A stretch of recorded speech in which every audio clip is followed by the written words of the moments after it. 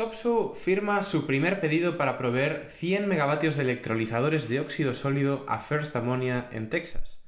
Un contrato que hace ver cómo el sector avanza hacia nuevas tecnologías y formas de producir el hidrógeno, con el objetivo de conseguir abaratar sus costes e introducirlo en el mercado. Hoy precisamente hablaremos de una posibilidad todavía lejana en el tiempo, pero también con un enorme potencial, que es la producción de hidrógeno offshore. Además, os presentamos HyBlue, la división que hemos creado con nuestros compañeros y amigos de Blueables para empezar a abrir camino en este sector tan interesante como inexplorado. Yo soy Bryce Armiño. Y yo soy Javier Pollos. Bienvenidos al podcast del hidrógeno, un espacio de Atlantic, donde te ayudamos a desarrollar proyectos de hidrógeno, de captura de CO2 y de combustibles derivados, prestando servicios de consultoría, ingeniería, preparación de ayudas y formación. ¡Empezamos!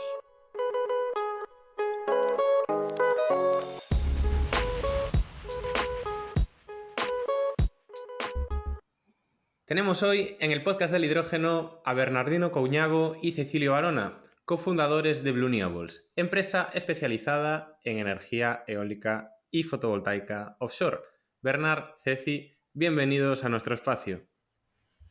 Buenas tardes. Muchas gracias. Buenas tardes. Bienvenidos, Bernard, Ceci. Un placer estar aquí con vosotros, compañeros y amigos del sector de las energías. Para empezar, nos gustaría que os presentarais tanto a vosotros como a Blueables para que nuestros oyentes os puedan conocer mejor. Muy bien, pues empiezo yo mismo. Yo soy Bernardino Couñago, soy ingeniero naval, nacido en Redondela. Montamos una startup hace 5 años, Cecilio y algunos socios más, ingenieros navales también, y bueno, montamos Blueables, creamos Blueables con un objetivo principal que era el desarrollo de una ingeniería con capacidad de desarrollar tecnologías, por lo que nuestro negocio es en cierta manera dual. Prestamos servicios de ingeniería offshore, puro y duro, y después hemos desarrollado diversas tecnologías. En concreto tenemos 5 patentes, de las cuales 2 que son una semisumergible y una TLP. Bueno, son 2 tipos de estructuras flotantes. Tenemos un acuerdo de codesarrollo que se alcanzó ya hace unos años con Acciona Construcción. Después también desarrollamos nuestra patente de solar flotante, que tenemos un proyecto en el cual vamos a enchufar a finales del año que viene 1 megavatio de solar flotante oceánico en el puerto de Valencia. Esperamos que la construcción se realice en la zona de la Ría de Vigo. Y después, tenemos tecnologías relacionadas con la eólica marina, tanto flotante como fija, ¿no? La empresa, a día de hoy, somos ya 24 personas. Y estamos en la senda del crecimiento, tanto a nivel orgánico y últimamente ya pensando en la entrada de capital externo, pues para seguir acelerándonos, ¿no? Bueno, pues yo soy Cecilio Barahona, también soy ingeniero naval de profesión y socio de la empresa que arrancamos en el 2019. Pues nada, mi experiencia sobre todo ha sido siempre instalando activos renovables, tanto offshore como onshore. Y nada, pues dentro de la empresa actualmente pues soy el Business Development Manager y al mismo tiempo pues me toca llevar la dirección de proyectos que normalmente suelen ser un poco claves para la empresa, proyectos un poco más complejos, que hace falta tener un control un poco más exhaustivo sobre ellos. Y como decía Bernard, pues hace 5 años empezamos la empresa y dentro de todos esos desarrollos, pues hace ya 3 años vimos la necesidad de que en un futuro el hidrógeno iba a necesitar expandirse al mar por la cantidad, primero de capacidad energética que necesita y también de agua que se necesita para ello. Y decidimos empezar una línea de desarrollo también de ciertas plataformas para hidrógeno que todavía pues tenemos un poquito guardadas en el cajón, pero que vamos desarrollando poco a poco. Ya en el 2019-2020 tuvimos la oportunidad de participar en un proyecto de misiones para la hibridación de eólica marina con solar flotante para producción de hidrógeno verde offshore, en el que se hacían un montón de estudios sobre cuál era la mejor posibilidad de generación de hidrógeno, ese almacenamiento, ese transporte con tubería, transporte con barcos, etcétera. Y al mismo tiempo, pues ahí os conocimos a vosotros, Bryce y Javier, que muchas gracias por invitarnos al podcast. Y bueno, llevamos ya un cierto tiempo, 1 año y medio, dando unas vueltas a una posible colaboración con vosotros y precisamente pues yo creo que hoy podemos decir, ¿no?, que vamos a lanzar nuestra colaboración entre Blue Renewables y Atlant High, que se va a llamar High Blue Alliance, en la que precisamente lo que pretendemos es empezar a dar valor añadido a aquellas empresas que quieran lanzarse a explorar este nuevo mercado, que ya no es tan nuevo, ¿no? Pero bueno, un nuevo mercado de hidrógeno offshore, de producción de hidrógeno offshore, y en la que esperamos que sea muy fructífera y evidentemente Atlant High pone todo su conocimiento de hidrógeno, que es enorme, y desde Blue Renewables pues vamos a aportar nuestro granito de arena desde la perspectiva más naval, de plataforma, de cómo tienen que ser esas infraestructuras navales y offshore para que la producción de hidrógeno pues llegue a ser una realidad en el futuro. Sí. Ahí estamos. Es una pena, perdona Javi, que no seamos unos hachas de la edición de los podcasts, porque a la hora de decir el nombre ya tendría que haber salido, no sé, aplausos o pitureos o algo por el estilo, pero siento defraudar, esto no va a ser así. Pero bueno, ahí queda High Blue como nueva marca entre Blue Renewables y Atlanti, pues para llevar, ¿no?, el hidrógeno al mundo offshore. Pues oye, continúo yo entonces ya hablando un poco del mundo, ¿no?, del sector offshore, de la eólica, del hidrógeno y demás. Vale. Yo lo que sí que quería también dejar claro, lo has introducido brevemente, Ceci, pero me gustaría preguntar y dejar plasmado en este episodio por qué la energía offshore es importante para el sector del hidrógeno. Bueno, al final se trata de que, bueno, de que tenemos unas necesidades energéticas a nivel mundial y hay que pensar un poco más allá de las necesidades que tiene España y las características particulares de España, ¿no?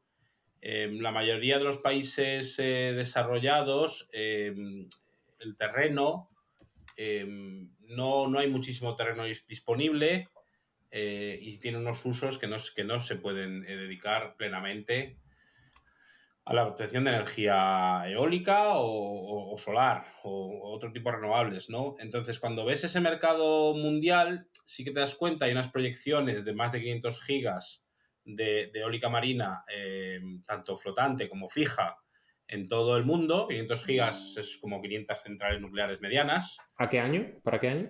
Creo que es 2050.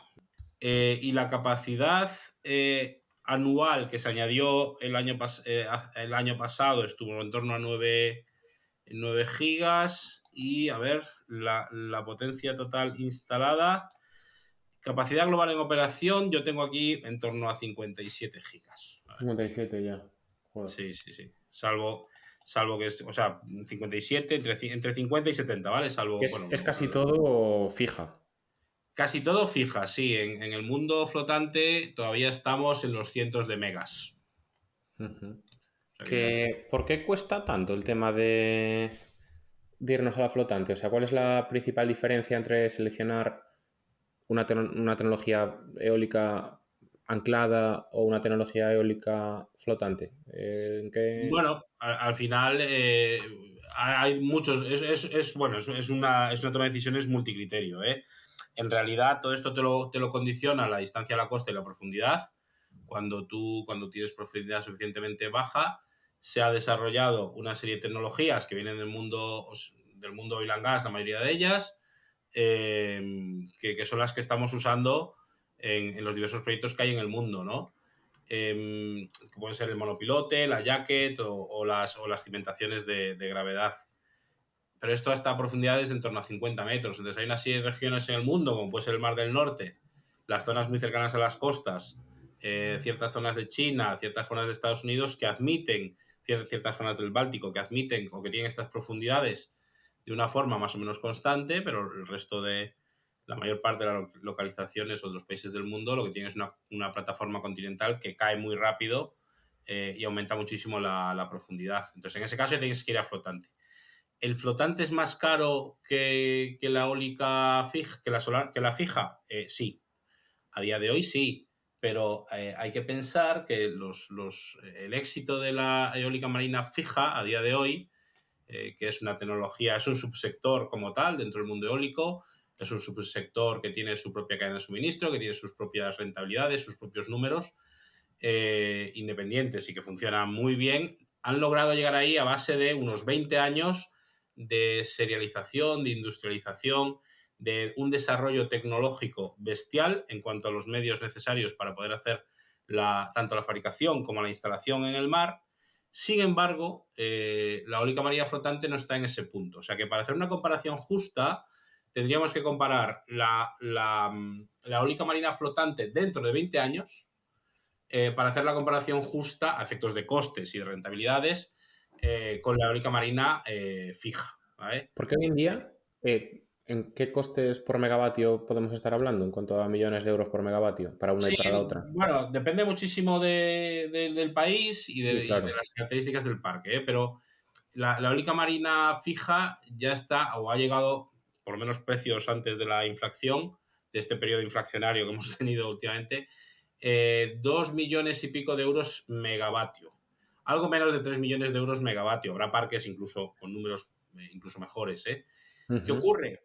Si tú lo comparas con una eólica en tierra que puede estar en torno a un millón, Sí. 1,2 o algo así, el tema es que tienes una producción que fácilmente supera el 40% de factor de capacidad, se llega al 50%, hay incluso sitios de más del 50% de factor de capacidad, es decir, más de 4.000 y pico horas equivalentes al año, mientras que en tierra estás hablando de producir factores de capacidad por lo general, pues a lo mejor de en torno a 3.000 horas, eso ya es un buen parque, ¿vale?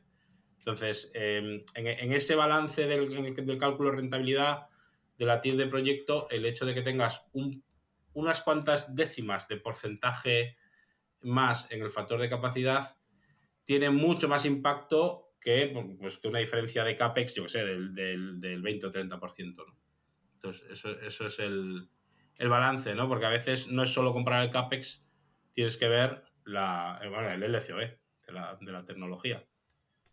Sí, yo creo que de eso hablaremos más tarde, pero yo me he quedado con eso de, bueno, de que la tecnología offshore, ¿no? Está desarrollándose, tiene objetivos claros para los próximos años, 2030, 2050, y si la pregunta va más enfocada a tecnología offshore combinada con hidrógeno, porque si me estáis diciendo que la tecnología offshore todavía está despegándose en una etapa inicial, la tecnología offshore con hidrógeno, ¿hay algún proyecto ya en marcha?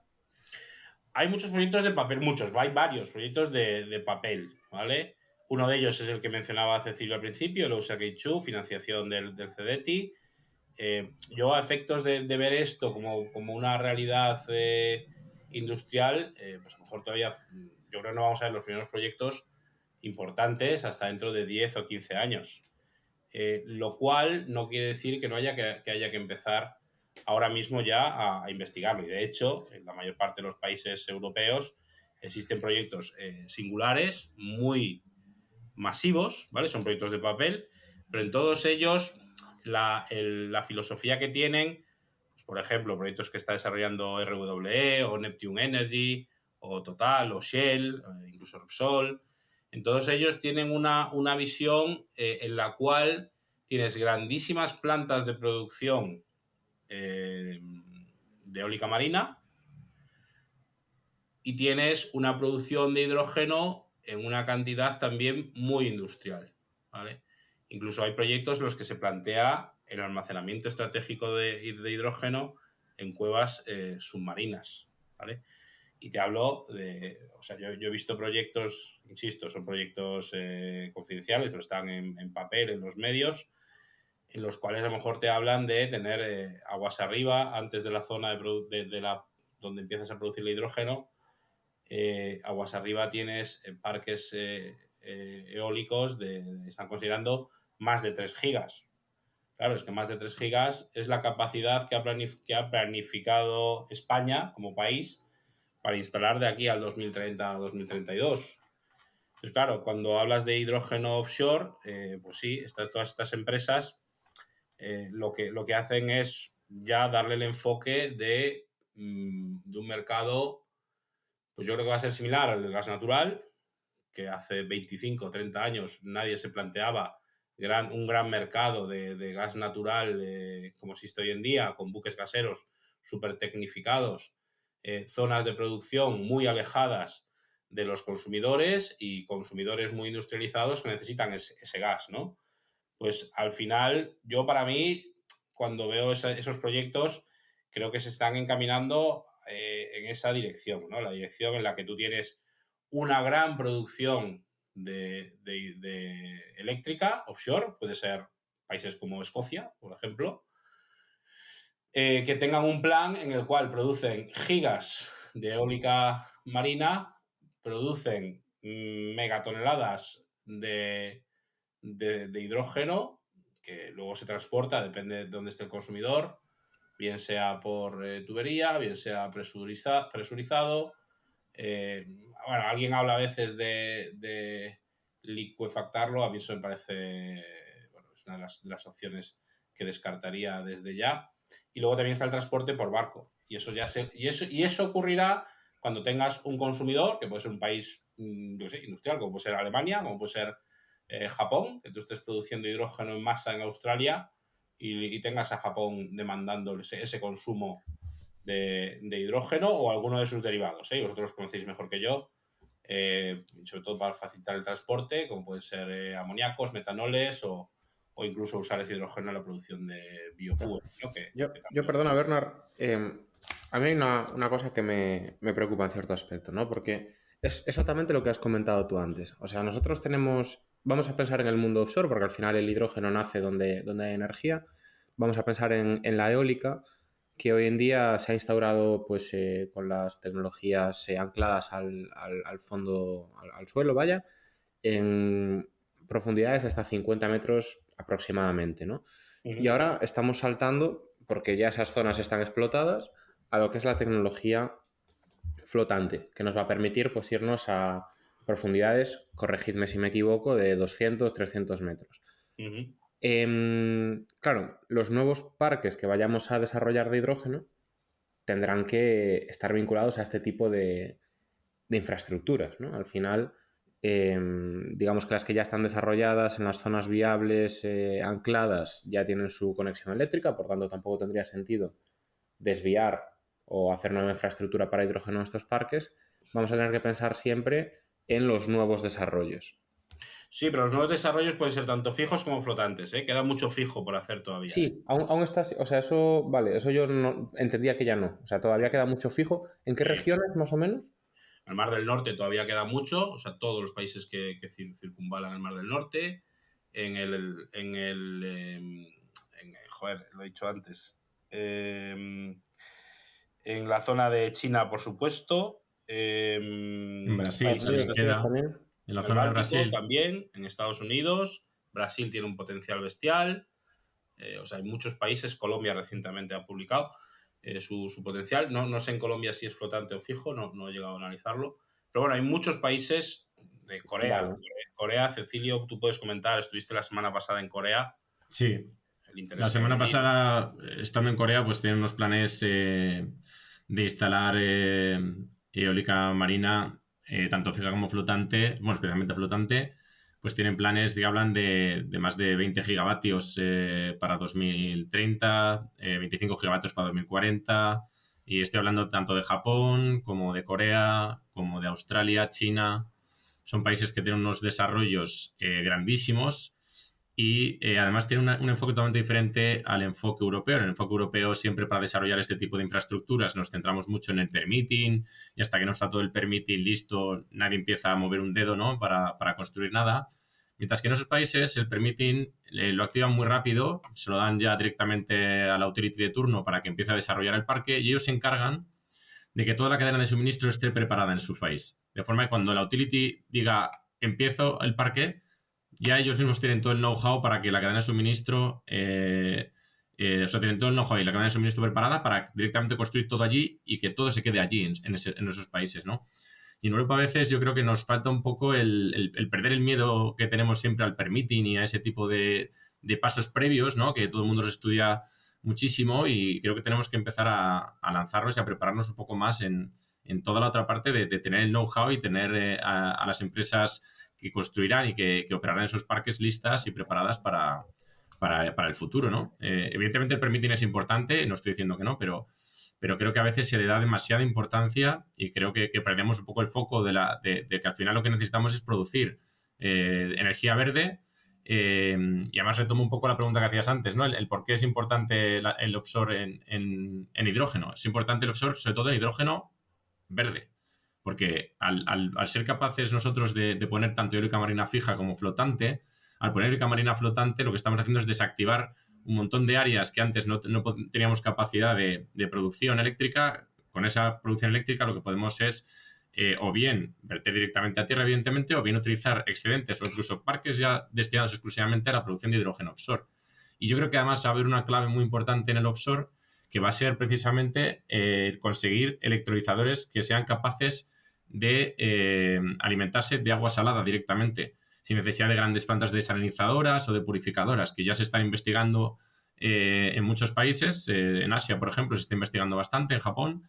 Y será muy importante y será una de las claves, yo creo, para que el hidrógeno verde offshore de aquí a 10-15 años sea una realidad. Y es que al final, en España, por ejemplo, es un país que tenemos un desarrollo de hidrógeno creo que bastante avanzado, pero al final el agua está saliendo pues legalmente, evidentemente, pero está saliendo de las cuencas que también utilizamos para otros usos, ¿no? Como agricultura, uso personal, etcétera, ¿no?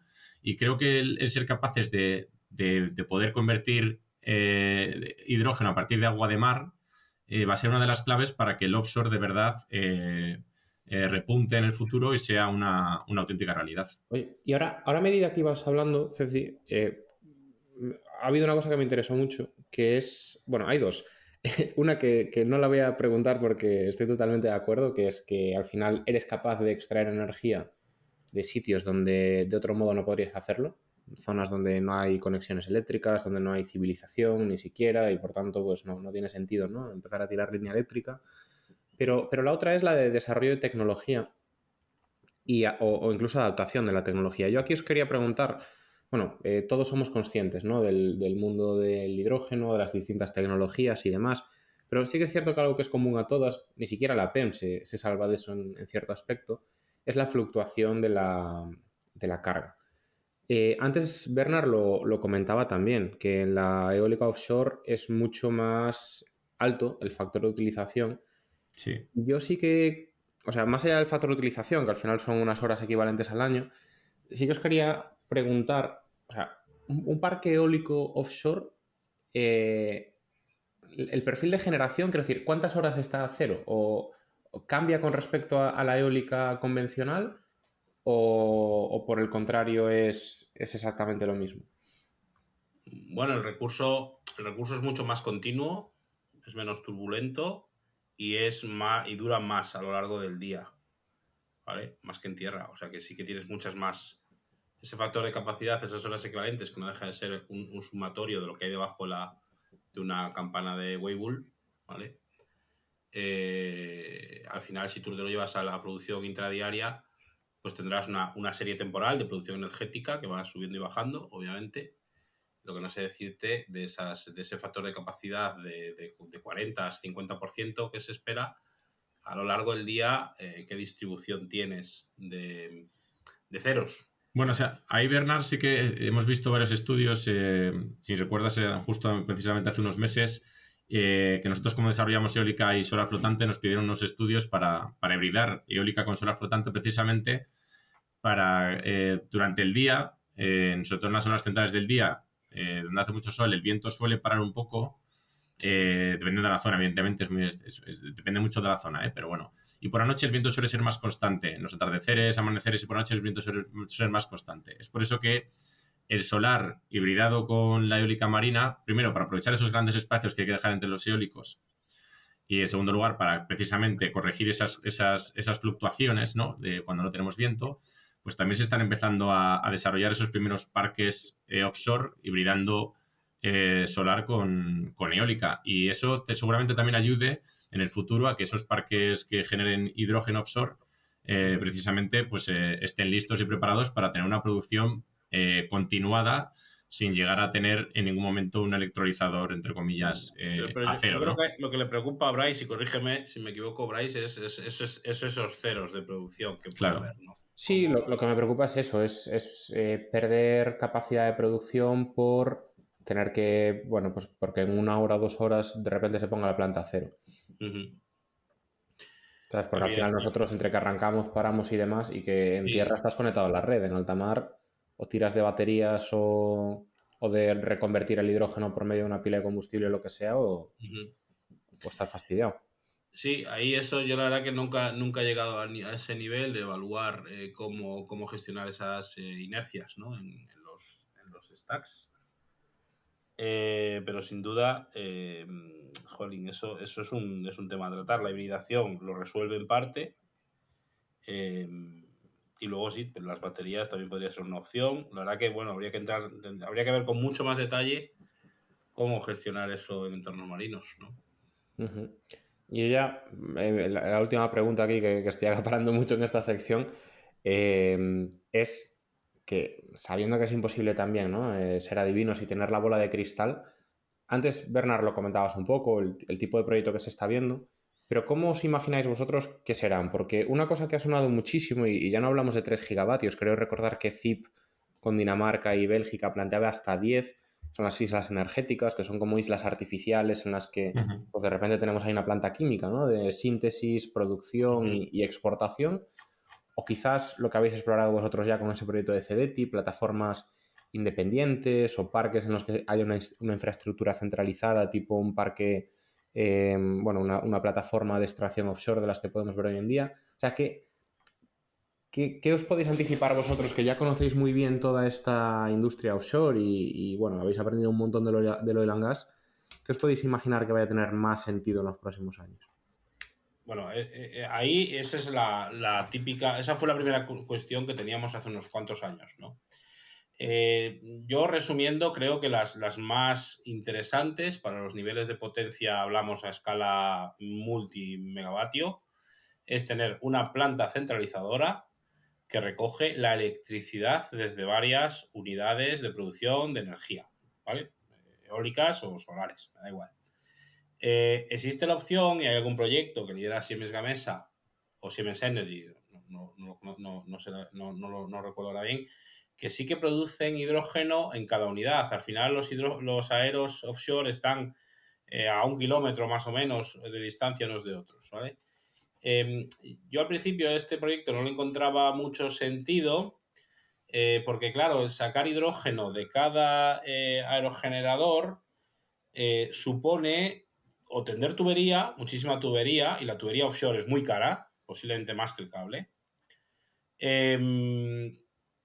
O la alternativa es hacer una especie de pequeños buques que vayan recogiendo la producción según se va generando, ¿no? Esto logísticamente es muy complejo. El ahorro principal que tiene este proyecto es precisamente que ahorraríamos en la parte del aero, es decir, la parte de conversión de continua alterna en el aero nos la podríamos saltar. Entonces, claro, eso tiene cierto sentido para un OEM, ¿no? Para un fabricante de aerogeneradores, en los que ellos ven un ahorro en la parte del CAPEX del aerogenerador. Lo que pasa es que yo ahí personalmente pienso que la foto le falta la parte del almacenamiento y la distribución y la gestión de ese hidrógeno, ¿vale? Por eso a mí me gusta más la planta centralizadora, que puede ser bien en plataforma, o sea, tienes una producción independiente en los aeros y luego una gran plataforma o un poco más grande, que es la que recibe toda esa energía en alterna, ¿vale? Y hoy en día en los proyectos offshore ya estamos hablando de que el interarray llega a 66 kilovoltios, ¿vale? Incluso se está pensando en lo que incluso más. Entonces, eso se suele subir a alta tensión y de esa alta tensión nos lo llevamos a tierra. Entonces, si en esa plataforma producimos el hidrógeno, primero habría que habría que bajar la tensión y convertir a continua. Y luego esa plataforma tuviese capacidad de almacenamiento y luego de offloading, de descarga, bien sea barco, bien sea tubo. Esa estrategia, esa arquitectura, a mí es la que personalmente más me gusta. ¿Cómo conecta eso con las islas energéticas? Bueno, las islas energéticas resuelven una necesidad, que es la interconexión entre muchos países y muchos parques eólicos. Entonces tú puedes tener una isla de 500 por 500, o sea 500 metros por 500 metros, por ejemplo, y en esa isla tú ahí ya haces todas las conversiones, subidas y bajadas de tensión, conversión de alterna continua, todo lo que necesites, y tienes grandes capacidades de almacenamiento. En ese contexto, y en Europa ahora mismo hay 2 grandes proyectos de islas energéticas, uno en Bélgica y otro creo que era en Dinamarca. Pues en ese contexto sí que las islas energéticas pueden hacer esa función de la plataforma centralizadora en la cual producimos hidrógeno, ¿vale? Que además esas islas pues tienen sus propios muelles en los cuales podrías cargar barcos. O si la isla está suficientemente cerca, puedes enviar el hidrógeno el hidrógeno o la mezcla correspondiente por tubería, ¿vale? O sea que esas arquitecturas se están pensando, y se piensan a esa escala, efectivamente. Bueno, de hecho estamos colaborando en un proyecto juntos precisamente para explorar esta posibilidad, ¿no? Uh-huh. Pues yo saltando un poco a otra pregunta que os quería hacer, ¿no? Antes lo comentábamos que luego íbamos a hablar de energía eléctrica, de precios, y precisamente de eso va esta pregunta. Para producir hidrógeno, además de agua limpia que está en el mar y con lo que nos comentó Sergio de Hydritech, sabemos que se puede hacer. La otra cosa que se necesita es un factor de utilización alto, que eso ya nos habéis comentado que 4.000 y pico horas se puede conseguir. Necesitamos energía barata. ¿Eso se cumple con la energía offshore? ¿De qué LCOE estamos hablando a día de hoy? Bueno, supongo que esa CECI también es para mí, ¿no? Bueno, puedo más o menos contestar inicialmente, o sea que... Venga, tú pero bueno, das dale, una si cifra no. y yo doy otra. Bueno, actualmente la energía offshore fija, perdón, sí que está en unos niveles ya bastante óptimos y muy cercanos, diría yo, a la eólica terrestre. Sí que es cierto que la flotante todavía va a necesitar un desarrollo. De hecho, no se espera que se alcancen los niveles de la eólica terrestre con la flotante hasta 2030-2032. Eso no quiere decir que no haya que dejar, o sea, que no haya que hacer flotante, al revés. Si de verdad queremos llegar a esos niveles, hay que seguir haciendo flotante. Y de hecho, hay países, por ejemplo, como España, que no nos queda otra, porque directamente no tenemos plataforma continental y sí o sí o ponemos eólica flotante o no habrá eólica offshore, básicamente, ¿no? Entonces, bueno, hay países que es que no nos va a quedar otra que ser pioneros o en grandes parques flotantes offshore si queremos llegar a algún día a tener energía eólica con alto factor de capacidad y que lleguemos a alcanzar los costes de la eólica terrestre. Pero la curva de aprendizaje, pues como todo tipo de tecnología, pues va a ser larga y más en offshore, donde pues todo el tema sobre todo del OPEX, corrosiones, materiales, mantenimientos, vamos a tardar en aprender bastante para llegar a un OPEX óptimo, igual que a un CAPEX óptimo que nos permita llegar al LCOE parecido a lo que necesitamos en tierra. Y ahí ya te paso un poco el testigo a ti, Bernard, para que le pongas números No ha querido, esto. habéis visto Claro. que no ha querido mojarse, ¿eh? Yo quiero números. ¿Cuál es el precio euro megavatio hora que hay, que se espera, cómo se va a reducir? Pero yo quiero números, La eólica marina fija, antes de guerras e inflaciones y COVID, cerró contratos por diferencia en Reino Unido, creo que estaban en torno a 50 y pico libras el megavatio hora. O sea, al menos de 60 euros el megavatio hora. Eso ya es un precio muy competitivo. Sí, ¿vale? sí. La eólica flotante acaba de cerrar el primer parque comercial en Francia. Fue el tender hace unos meses. Se cerró en 86 euros el megavatio hora.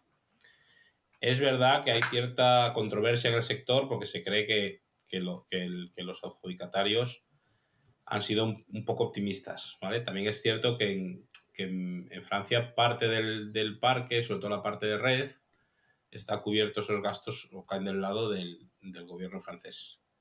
Entonces, bueno, a lo mejor por ahí se podía. Pero bueno, lo habitual a día de hoy, y por lo que hasta nosotros sabemos y los estudios que hacemos, Precisamente los hacemos con una empresa que tenemos, con una empresa de Cataluña que se llama Yuwin Renovables. Hemos generado una empresa que se llama Capital Bluewin, que nos permite, que se dedica a hacer este tipo de estudios.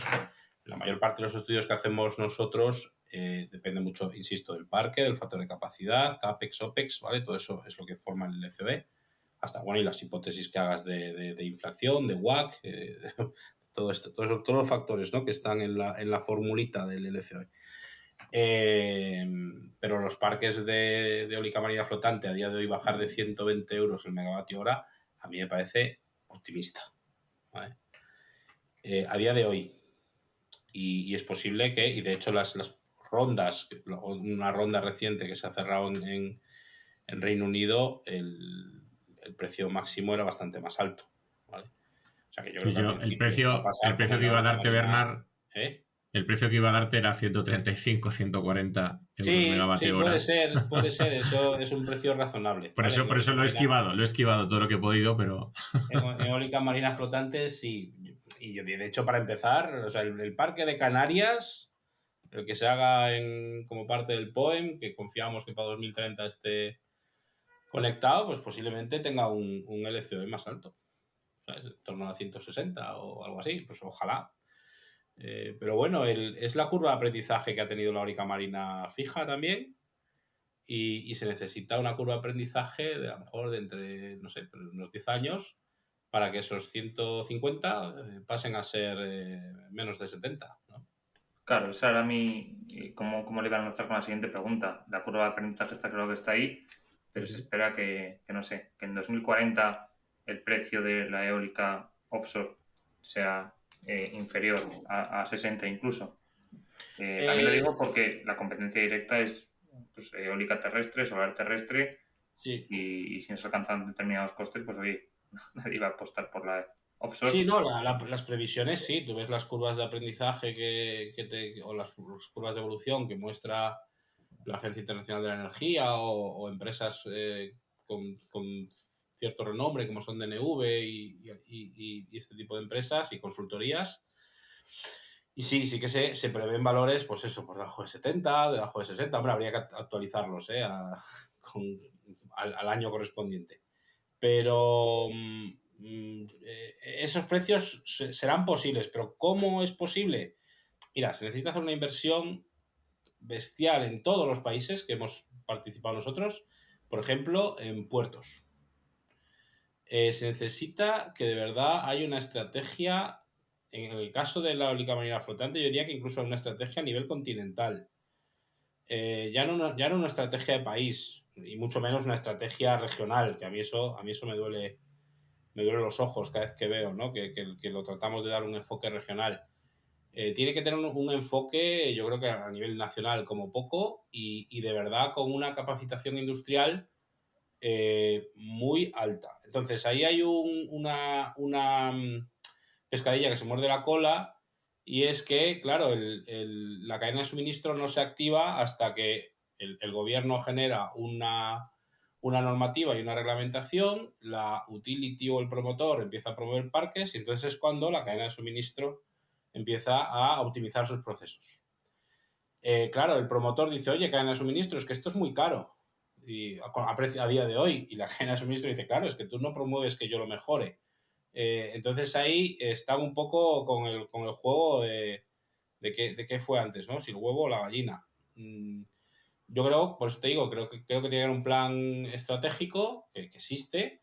Creo que se pueden cubrir esas curvas de mejora de precios, pero pasa sobre todo, esto no es ir al IKEA a comprar ahí plataformas y le pones en el mar y te sale un LCOE de 70. Aquí estás haciendo estructuras de 4.000, 5.000 toneladas de acero, muy grandes, masivas, son triángulos o cuadrados que tienen un área, o sea, una distancia un ancho y un largo de cerca de 100 metros, difíciles de manipular en tierra y luego de almacenar. Todo eso, esos procesos o se optimizan, o si no es muy complicado, y eso no se hace de un día para otro. Tienes que preparar los puertos, tienes que preparar a las caldererías y a los astilleros, incluso los turbineros tienen que adaptar sus máquinas.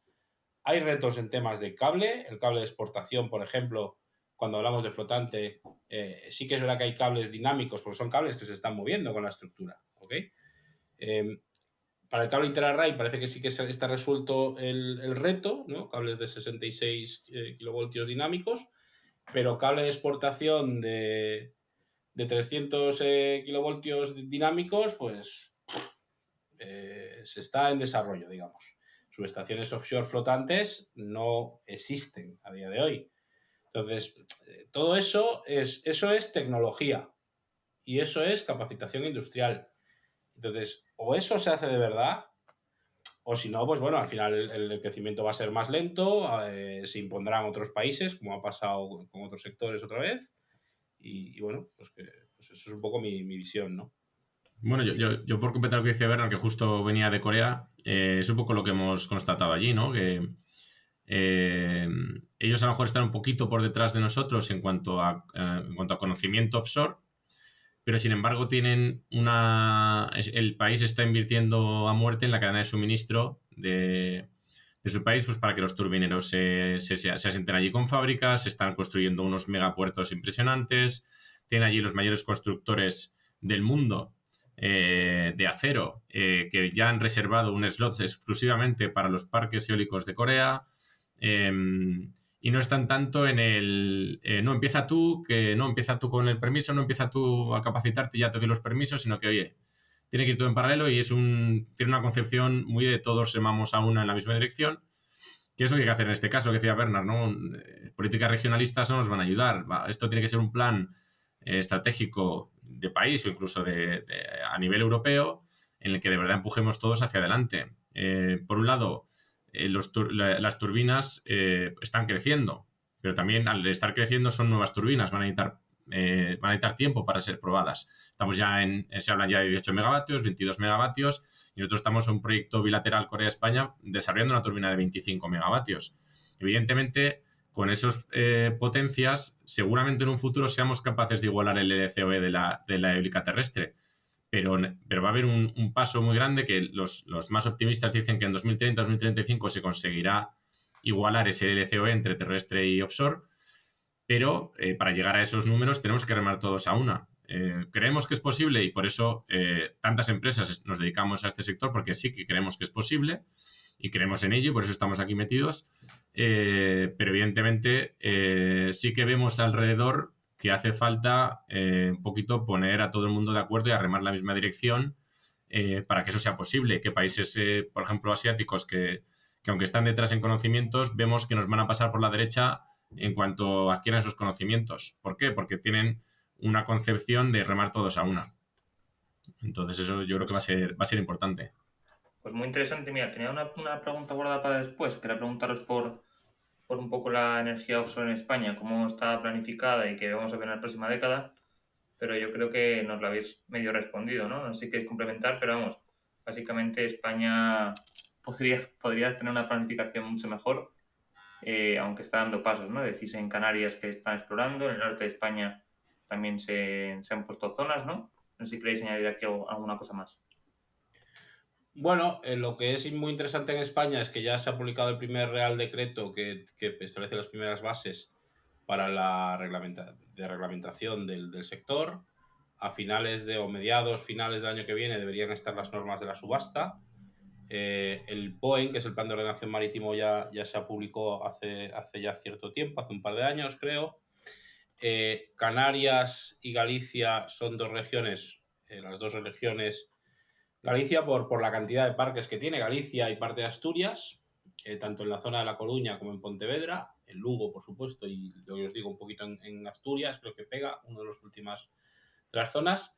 Canarias tiene una zona en la zona de las Palmas de Gran Canaria muy interesante. También luego hay algo en Tenerife, aunque Tenerife tiene bastantes retos, y también algo creo que es en Fuerteventura, Lanzarote me suena. Y luego está en Cataluña, hay un parque muy interesante, una zona muy interesante. Estamos hablando de en torno a 1 giga de producción. Y precisamente el otro día hablaba con nuestros compañeros de Yuwing. Esa producción esperable en en Cataluña era el equivalente a, creo que era 1 millón y pico de personas, el consumo de 1 millón y pico de personas, ¿no? O sea que es bestial. Y luego, por último, queda una zona en Andalucía, ¿vale? En la zona enfrente a la costa de Málaga, por esa zona por ahí, ¿vale? Y eso es un poco cómo está repartido. Ahora, bueno, está todo del lado de los promotores, a espera de esa subasta. Diversos promotores ya tienen esos preconceptos o anteproyectos de parques. Nosotros hemos participado en algunos de ellos. Y ahora, bueno, pues hay que esperar a la subasta y todo apunta a esos 3 gigavatios de objetivo. Yo creo que es muy optimista a día de hoy, a 2030, pero bueno, me da igual que sea 2030 o 2035, si conseguimos esos 3 gigavatios. Comparados con los 12 gigavatios de hidrógeno, a lo mejor es más realista incluso. Bueno, claro, es que claro, en el mundo Tierra todo está muy disparado, ¿no? El plan del PNIEC es pues hay muchísimo solar, hay muchísimo hidrógeno, hay muchísimo de todo. Joder, yo cuando veo eso, lo comparo con la eólica marina me parece esto un objetivo más asequible que los otros, la verdad. Yo también aquí en el tema offshore quería romper una lanza también en favor de esta tecnología. Se habla mucho de solar, de eólica, pero no de solar. Y nosotros precisamente creemos que el solar offshore va a tener un hueco. Evidentemente en zonas aisladas o energéticamente aisladas, pero donde hay mucho sol y poco viento. Y en la península tenemos, aunque parece que no, hay varios sitios así. Y yo creo que también habrá un hueco para la solar. Y sabemos que la solar también hibrida bastante bien con el tema hidrógeno.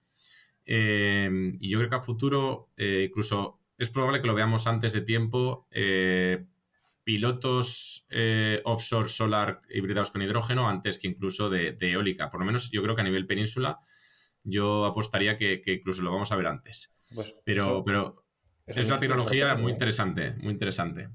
Eso a mí sí que me sorprende. Es decir, o sea, yo me imaginaba, pues imagínate, ya en alta mar y demás, que la solar fotovoltaica, o sea, la fotovoltaica flotante para puertos, pantanos, embalses y demás, ya está más que demostrado. Pero yo pensaba que en alta mar era, vamos, totalmente irrealizable. O sea, nos estás diciendo que sí que es algo que puede soportar incluso alturas de ola importantes y demás.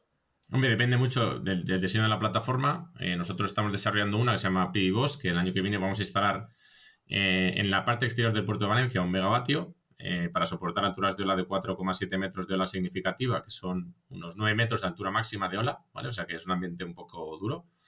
Y depende de cómo diseñes esa plataforma. Evidentemente nosotros lo que hacemos es mantener las placas separadas para que nunca ninguna ola llegue a tocar las placas.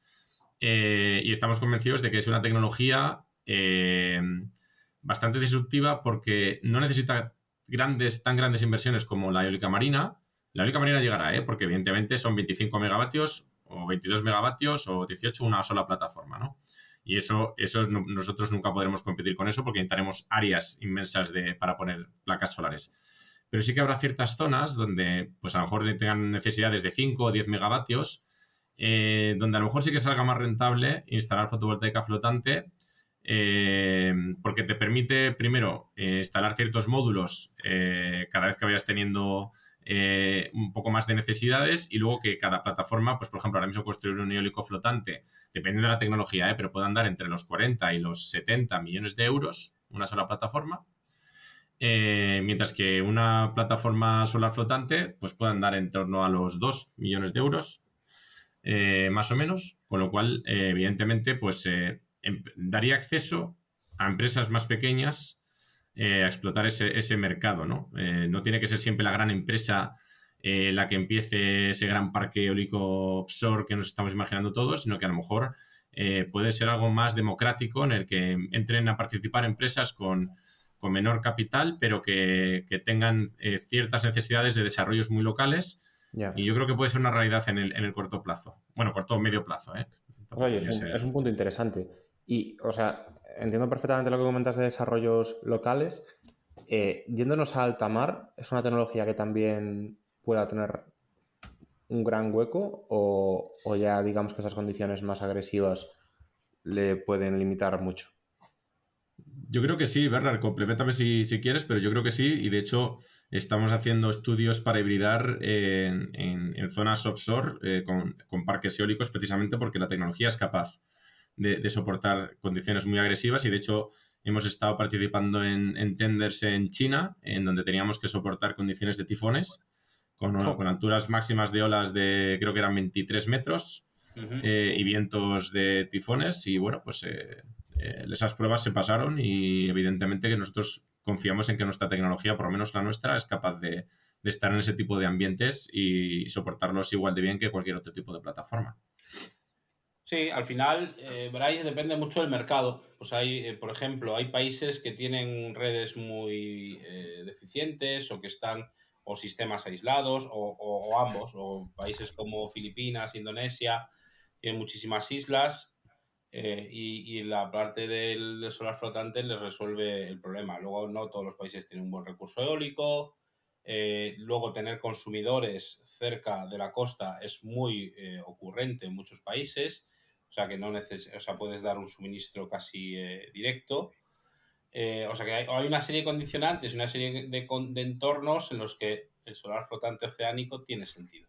Claro, nosotros, los que escuchen este podcast dirán, oye, pero joder, yo cuando voy por la carretera de Valencia o por la carretera de Andalucía veo unos parques gigantes en zonas en las que tal y que se construyen en zonas con poca población en las que se construyen parques a lo mejor a 0,6 millones de euros megavatio.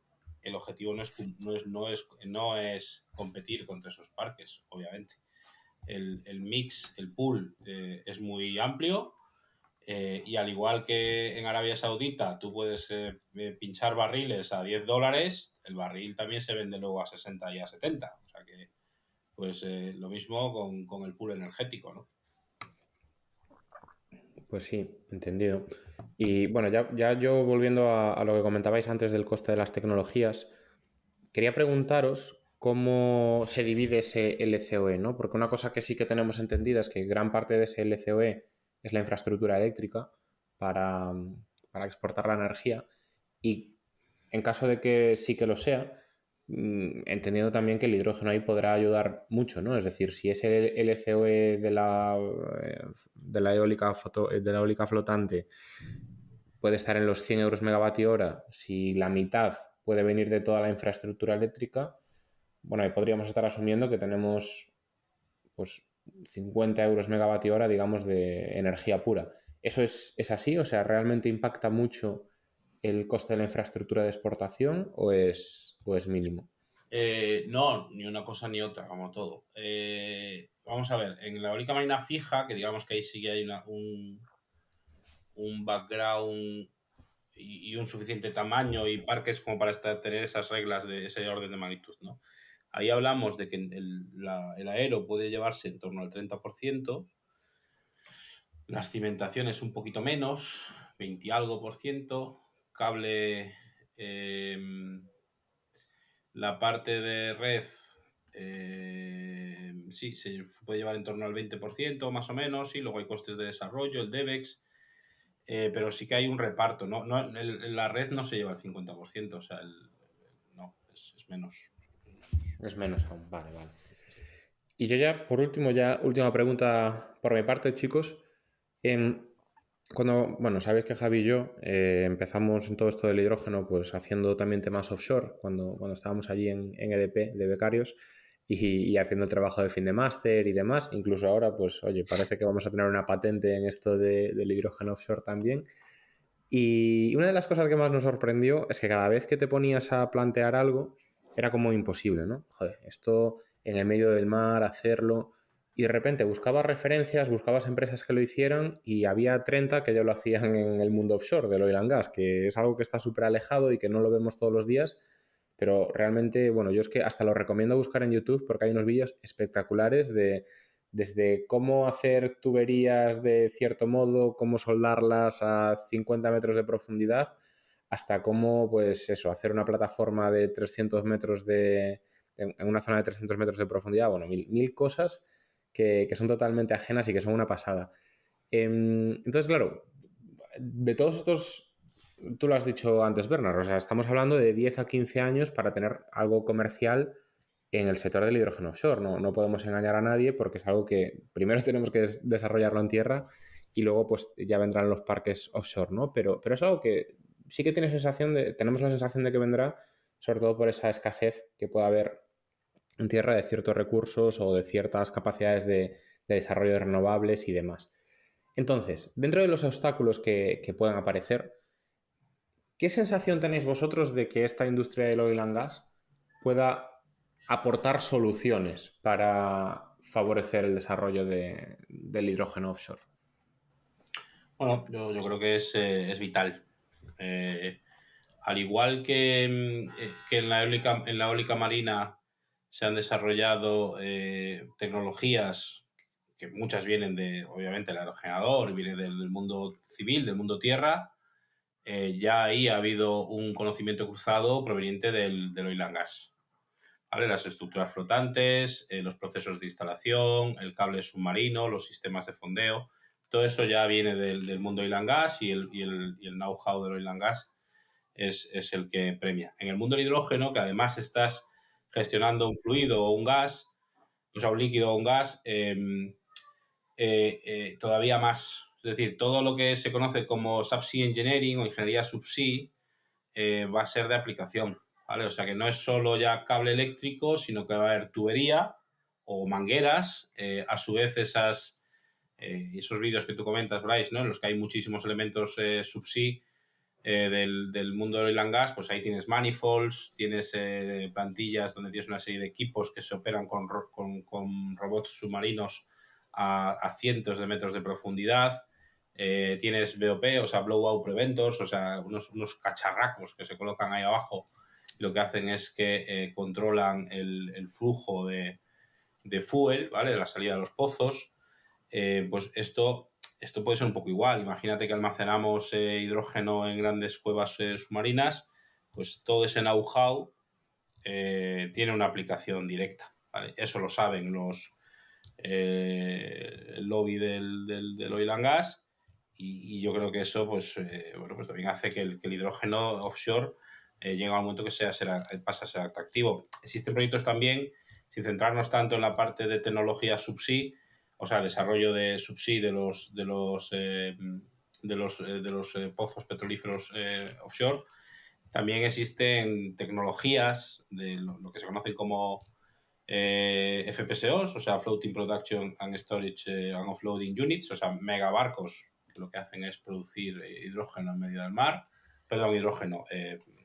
fuel, hidrocarburos.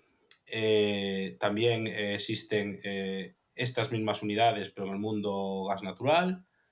Entonces, las empresas, sobre todo coreanas, chinas y japonesas, ya existen diversos proyectos en los que, en vez de hablar de FPSOs, hablamos de HFPSOs, es decir, FPSOs que se dedican de manera flotante a la producción, almacenamiento y futuro descarga de hidrógeno o alguno de sus derivados, ¿vale?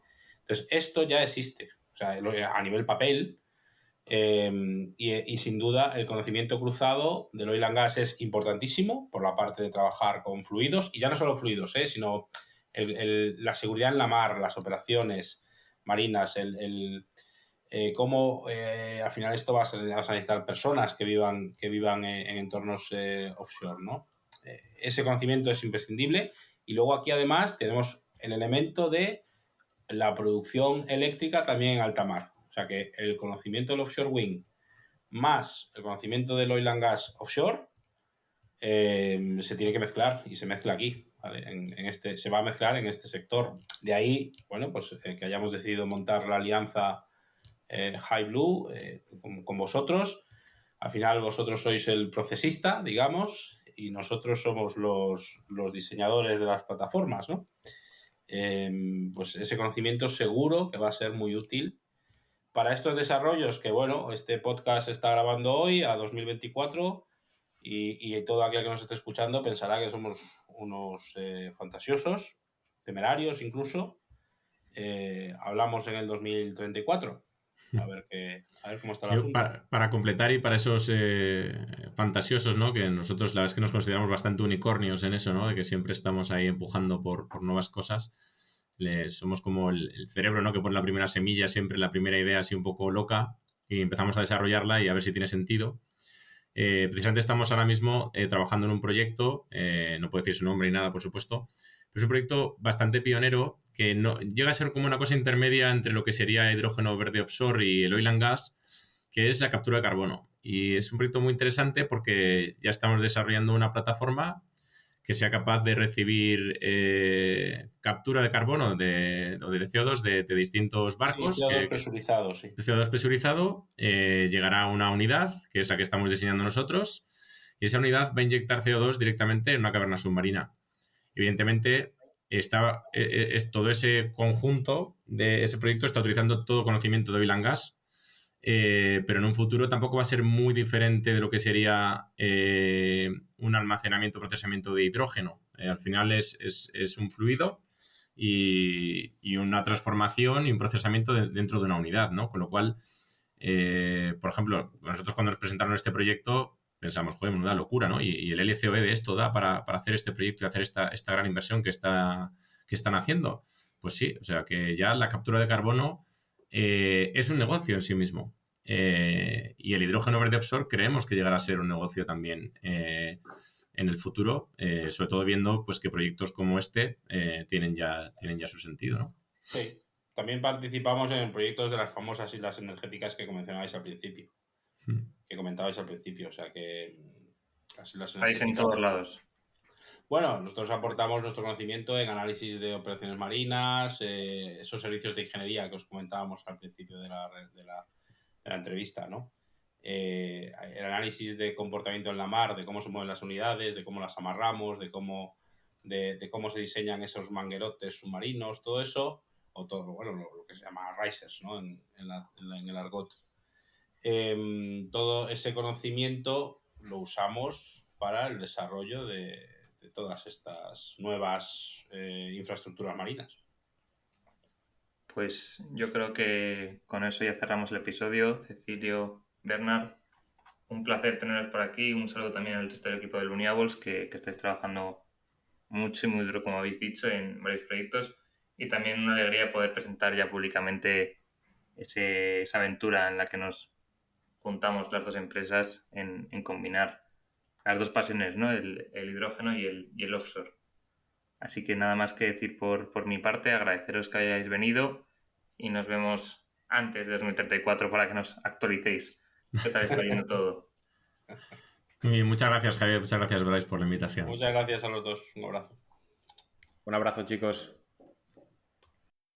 Y hasta aquí ha llegado el capítulo de hoy, en el que hemos podido contar con Bernardino y con Cecilio de Luneables, que además de contar la alianza que vamos a tener entre Atlanti y Luneables, nos han compartido toda su experiencia y todas las sinergias que existen entre el mundo offshore y el hidrógeno. Esperemos que os haya gustado y que nos acompañéis durante los próximos episodios, ya que es mucho lo que tenemos y queremos contar. Dadle a like y suscribiros para ayudar a que este podcast crezca. Todas vuestras valoraciones serán bien recibidas en el correo elpodcastdelhidrógeno@gmail.com o en los comentarios de las principales plataformas. Un abrazo grande y hasta la próxima semana.